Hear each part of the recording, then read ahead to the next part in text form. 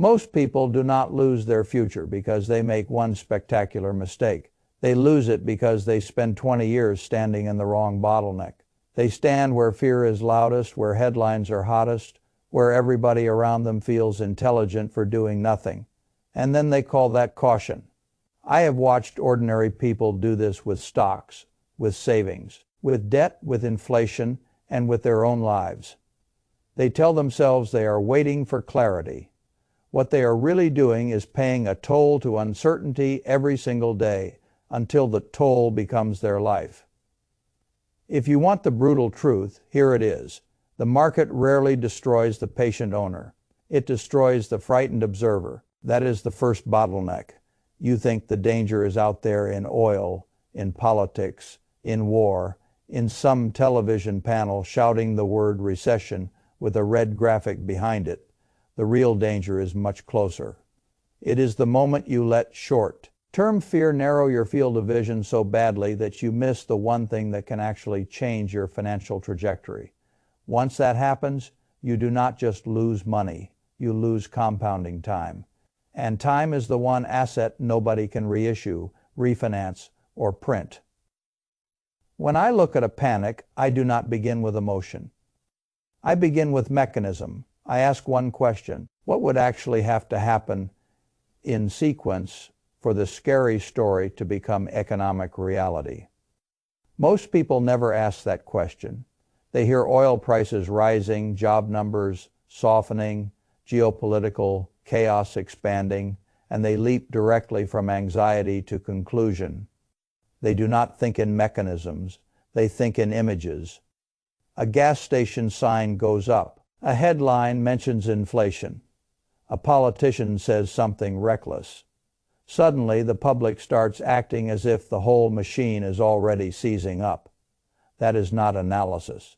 That is a bottleneck of imagination. A real stagflationary spiral is not a mood. It is not a headline. It is not one ugly month. It is a chain. Several links have to lock together and stay locked. You need a meaningful and persistent energy shock, not a temporary jolt. You need a weak underlying economy, not a population that suddenly gets nervous for a few weeks. You need unemployment to deteriorate in a way that feeds on itself. And most of all, you need the monetary response to tighten the choke point instead of loosening it. People talk about disaster as if history hands it out like candy. History does not. True economic accidents are expensive, specific, and rare. But fear is cheap. Fear gets mass-produced every morning before breakfast. That is why the crowd is almost always looking at the wrong bottleneck. You are told to obsess over the visible stress and ignore the hidden structure. You are told to watch the smoke and ignore the pipes. You are told that because oil moved, because politicians posture, because the market turned nervous, you should stand back, fold your arms, and wait. I have never built wealth that way. I built wealth by learning the difference between noise and structure. Noise is what people talk about when they are scared. Structure is what keeps paying you after the noise burns out. You do not need to be fearless to invest well. You need to be able to separate temporary pressure from permanent impairment. Those are not the same thing. The public confuses them every cycle because the public likes drama more than arithmetic. Arithmetic is less exciting, but it is much more loyal. Let me put this in personal terms because that is where the pain really lives. If you are a wage earner and you keep most of your financial life in cash because you think cash is safety, then you are already inside a bottleneck. You are inside the inflation bottleneck. You just do not feel the squeeze all at once. That is why so many people tolerate it. Inflation is not a mugger in an alley. It is a silent fee collector at every door you pass through for 30 years. It charges you at the grocery store. It charges you in rent. It charges you in insurance. It charges you when you try to retire and discover your safe pile of money buys a much smaller life than the one you thought you were saving for. That is what I mean when I say ordinary people misunderstand risk.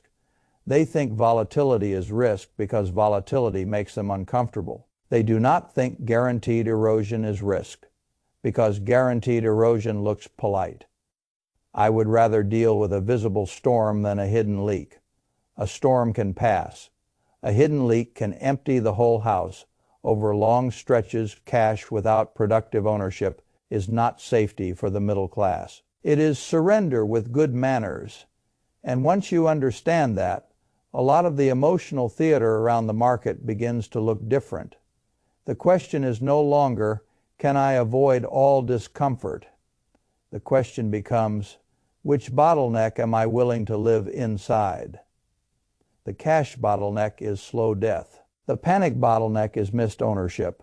The timing bottleneck is self-inflicted sabotage. People tell themselves they will outsmart the market by jumping in and out. Buy the bottom, sell the top, sidestep the drop, re-enter before the rally. It sounds disciplined when you say it quickly. In practice, it is usually a high costume draped over plain old emotional impulse. The great irony is that the people trying hardest to avoid loss often choose the most fragile method in the room. They build a financial life that requires perfect timing, perfect nerve, and perfect re-entry. In other words, they choose a strategy that fails the moment they behave like human beings. I never liked systems that require me to be a genius every quarter. I prefer systems that keep working even when I am tired, early, late, unpopular, or bored. That is why I have always respected disciplined accumulation. Not because it is flashy, because it is anti-fragile. It lowers the emotional tax. It turns downturns from verdicts into discounts.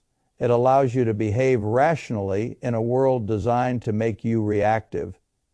If you buy productive assets at regular intervals, and if you become more aggressive when the crowd becomes more fearful, you are no longer begging the market for permission. You are using the market's mood swings as inventory events. That is not gambling. That is capital allocation with a pulse. The public thinks the market is a casino because the public approaches it like a casino. They stare at prices, chase movement, and treat every red day as a moral emergency. But a broad productive system, owned over long periods and fed consistently, has done something very simple over generations. It has transferred wealth from the impatient to the patient, from the frightened to the prepared, from the salary dependent to the ownership, minded. And the math behind that is embarrassingly plain. A person who keeps buying broad productive ownership over a long enough stretch is participating in a machine that has historically spent far more time rising than collapsing. The collapses are dramatic, the advances are persistent. One gets headlines, the other builds fortunes. That is why I prefer a rules-based accumulation engine to emotional heroics. Put fixed money to work regularly. If fear drives prices down hard, increase the pace. If the market falls far enough below its own highs, do not treat that like a funeral. Treat it like inventory on the clearance rack. The exact percentages matter less than the behavior. The behavior is the asset. You are training yourself to buy the productive machine instead of renting your emotional weather from the headlines. A person who spends 25 years doing that is usually fighting with a tailwind. A person who spends 25 years sitting in cash is usually fighting arithmetic itself. That is the second bottleneck, the worker bottleneck. A salary is useful. I have never insulted honest work, but salary by itself is linear. Ownership is exponential.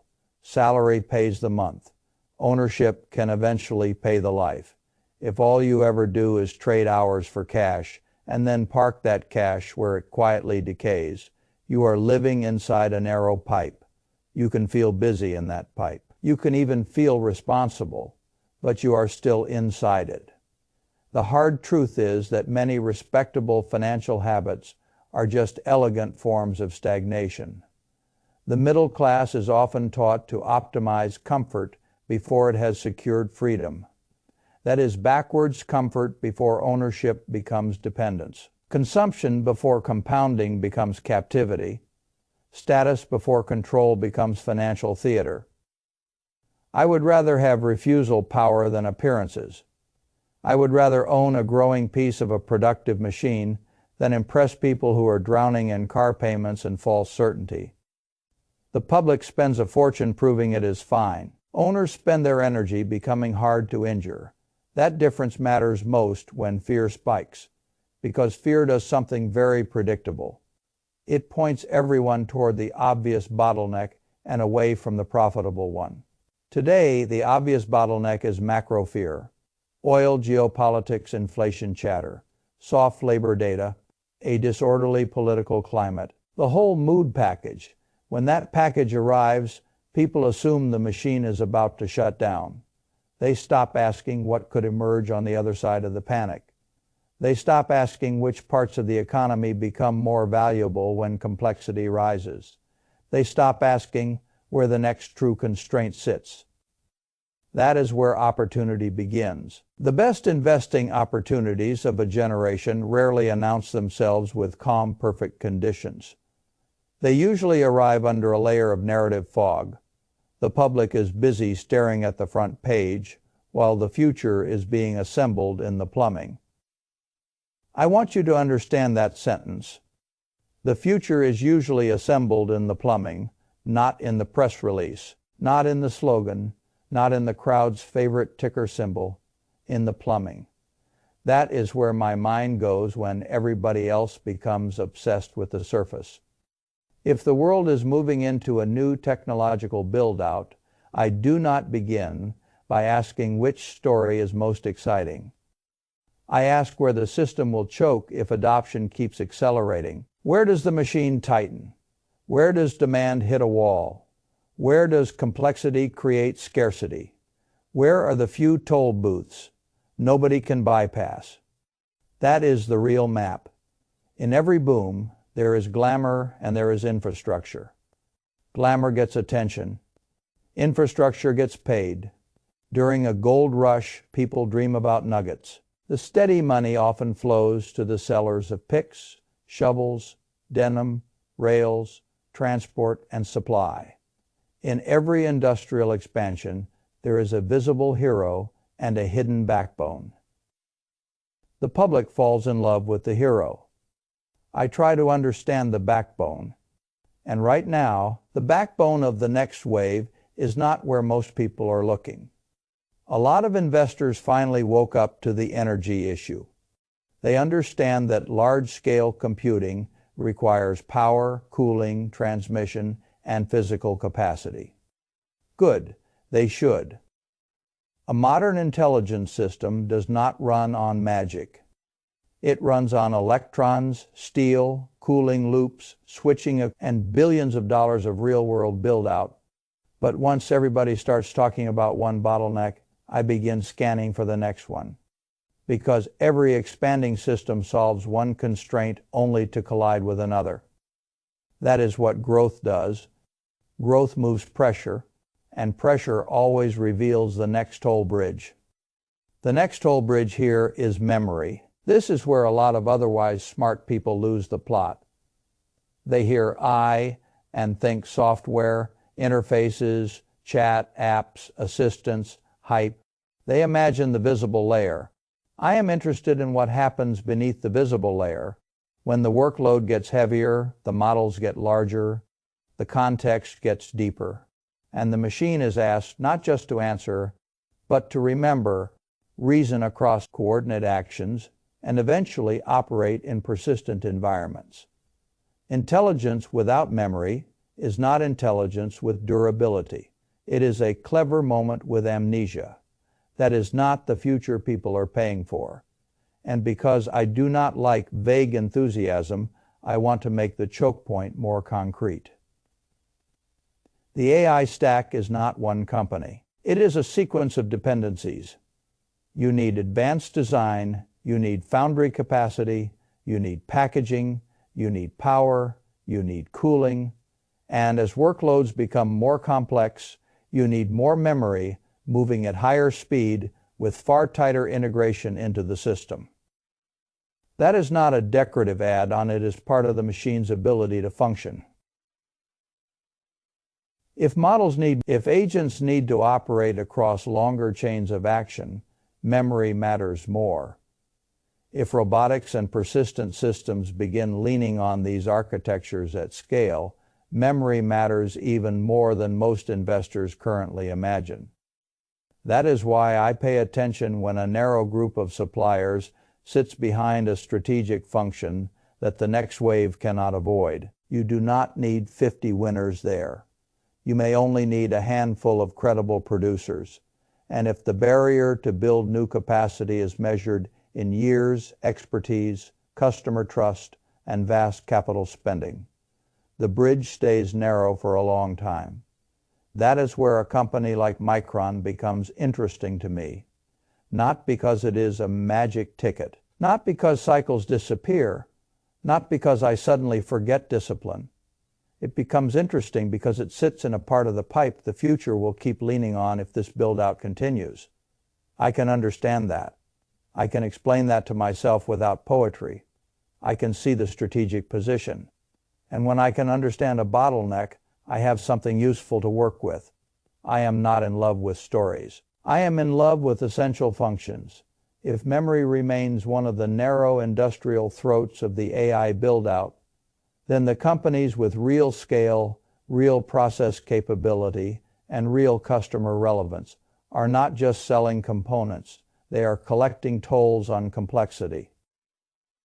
That distinction is everything. As these systems move from simple query response toward agents, orchestration, robotics, and more persistent forms of operation, the demand for memory does not rise neatly.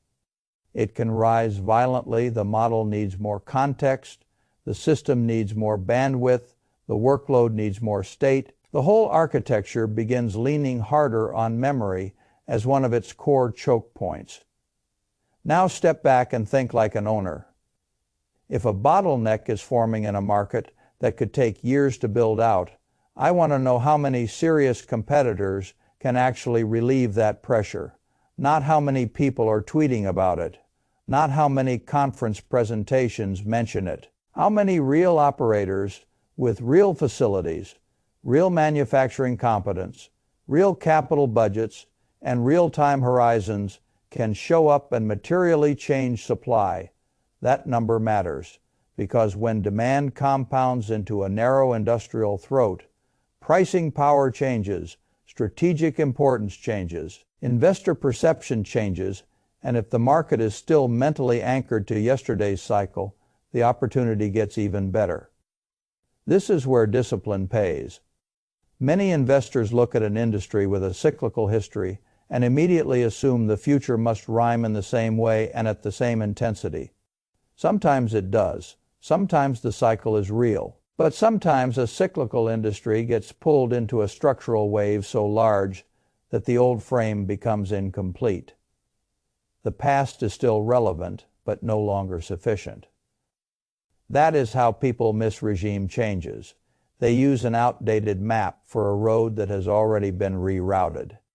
In this case, memory has long been treated as a commodity. Like business with brutal swings, fair enough. Cyclicality exists. I do not ignore that. But I also do not stop there. I ask whether a new demand regime is arriving faster than supply, can rationally reorganize. I ask whether the build cycle for meaningful new capacity is so long and so capital intensive that the incumbents effectively own the bridge for years.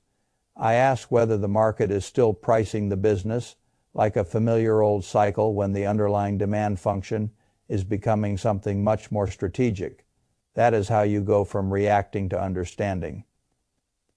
The public wants certainty. I want asymmetry. If the crowd is focused on whether tomorrow's oil headline will shave a few percentage points off sentiment, but the deeper industrial wave is building behind the curtain, that mismatch can become extraordinarily valuable.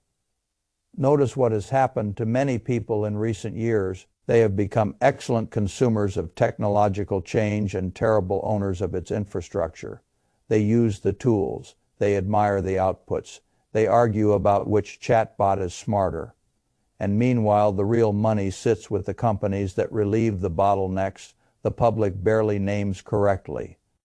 That is not an accident. That is a pattern.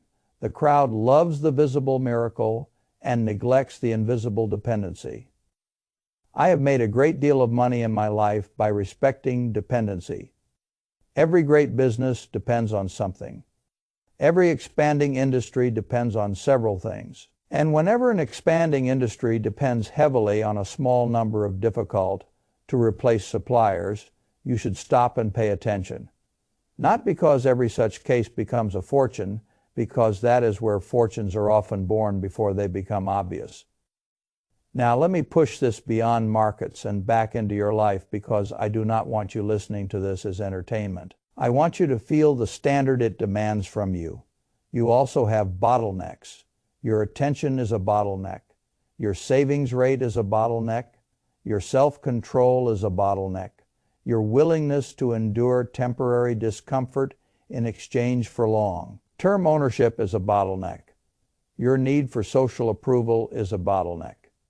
And one of the most expensive bottlenecks in modern life is this: you want emotional certainty before you act rationally. That requirement will keep you poor. The market almost never rings a bell that says the danger is past, and now it is emotionally comfortable to buy. By the time the public feels safe, price has usually already adjusted.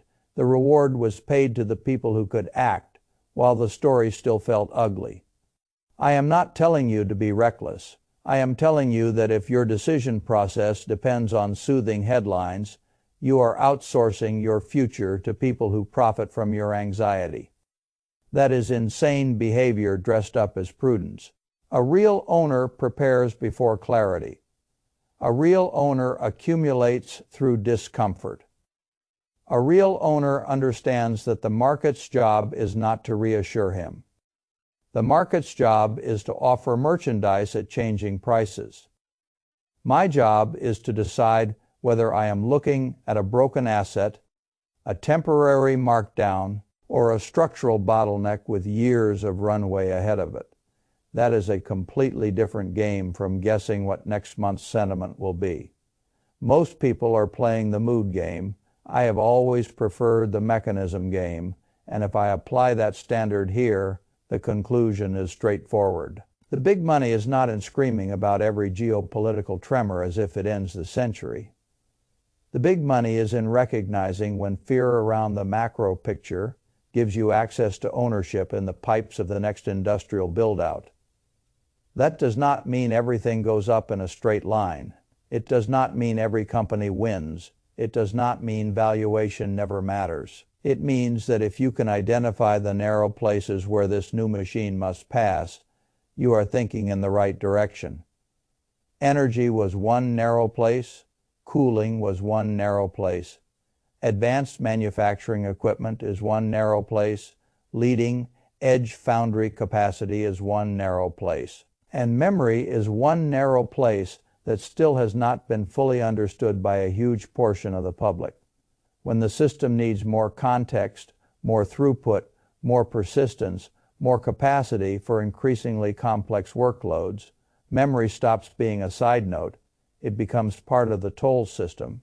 That matters a great deal, because toll systems do not have to own the whole economy to mint wealth. They only have to own the narrow passage everybody else must cross. This is one reason I have always loved businesses with simple, understandable economic choke points. A bridge, a brand, a network, a standard, a supply position that is difficult to replicate, the form changes, the economics rhyme. And there is another layer here that people miss when they are hypnotized by the fastest moving ticker on the screen. Competition is not created by enthusiasm. Competition is created by competence plus capital plus time. You can get enthusiasm in an afternoon. You cannot get industrial memory manufacturing capability in an afternoon. You do not get years of process knowledge, customer qualification, technical yield, capital equipment deployment, supply chain coordination, and credible scale, because a venture capitalist got excited over lunch. These are hard systems. Hard systems have fewer true participants. Fewer true participants mean narrower bottlenecks. Narrower bottlenecks often mean better economics than the public expects. That is where patience becomes intelligence. If you can see that the bridge is narrow while everyone else is still debating whether the river is real, you have an edge. But an edge is useless if your behavior collapses under pressure. So let me say something you may not enjoy.